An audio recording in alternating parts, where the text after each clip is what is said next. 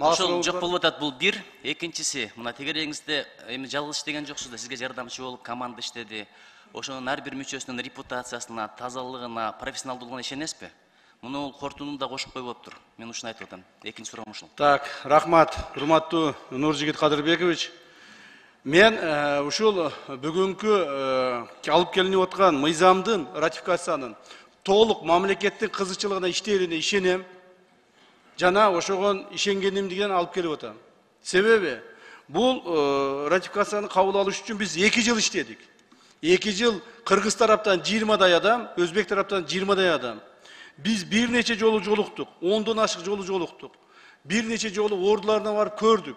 Ошол жерлерден. Так, ошондон кийин гана чечимди кабыл алдыбыз. Бул мамлекеттин гана эң жогорку мамлекеттик кызыкчылыгы үчүн гана кабыл алынып атат. Мен сизден, урматтуу Нуржигит Кадырбекович, азыраак же сизден кемирээк патриот эмесмин. Мен да мамлекетим үчүн күйүп жанган адаммын. Так. Ошондуктан жанагы бул жерде сиз айткандай ушул адамдардын тазалыгына ишенесиз. Мен 20 адам менен иштедим. Алар мына азыр Өзбекстан менен бүтүп атабыз. Кече Кудай буйрса Душанбеге барып келдим. Мына 2 күн болду. Душанбе менен да тажиктер менен да бүтүрөбүз жакында. Тажиктер менен да Кудай кааласа мамлекеттин кызыкчылыгы менен чек арабызды бүтүрөбүз. Ошондуктан эгерде сиз сомневаться этсеңиз мен билбейм.